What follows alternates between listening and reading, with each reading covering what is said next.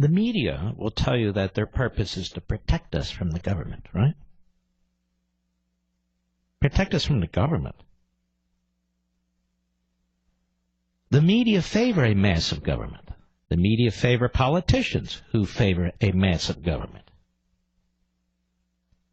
Members of the media are overwhelmingly statist progressives, not constitutional conservatives.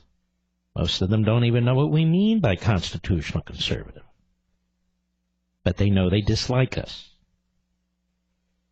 So, under the auspices of progressivism, they have this schizophrenic issue here, which is, on the one hand, they're to protect us from the government, right? On the other hand, they love the government. They hate Trump. They hate Republicans in government, unless, of course, those Republicans in government are Republicans in name only. Protecting us from the government, they tell us. It's their responsibility to question the government. Now, if you're a conservative and you say that the duty of a patriot is to protect his country from its government, oh my Lord, what are you, militia? You're a right-wing nut?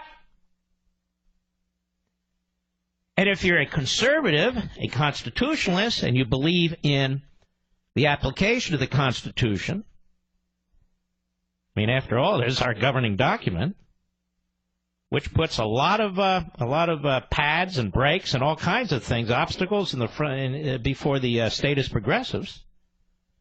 Then there's something wrong with you. Wow, what do you mean? You're against the New Deal? You're against this? And they'll give you the litany of big government programs and so forth. That's not a patriot. What are you, militia man? You're a right-wing nut. So their purpose, theoretically, right, is to protect us from the government. And when you and I want a smaller government, we're right-wing militia nuts. Because statist progressivism is incompatible with constitutionalism. And that really includes, ready? Taking it to the next step, the First Amendment, including freedom of the press. If you support a bigger and bigger government with more and more centralized authority, less and less responsive to the American people, and how can you claim to want to protect the people from the government? You see, what Trump has been able to do here, and what the media really have done on their own, is expose themselves, as I keep saying.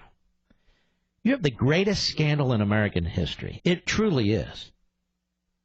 The instrumentalities of the biggest federal law enforcement department, as well as numerous top levels of our intelligence agencies, were used to interfere with the last election. And for the most part, much of the media have defended it or ignored it.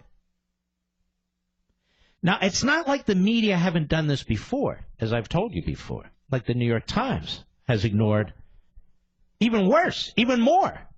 The New York Times downplayed the Holocaust. The New York Times downplayed the Holocaust. And yet it's the paper of record. Well, why is it the paper of record? Why should it be the paper of record? It should be a wrecked paper. No, you don't understand. Freedom of the press, they're there to tell the American people what's going on, but they didn't tell the American people what's going on. Again, we don't seek perfection, but we do seek institutions and people who will actually try to do their best, right, to uphold freedom of the press. So they're going to protect us, you see, from a runaway government. And they support a massive government. Again, I'm speaking as a rule. There are exceptions, obviously.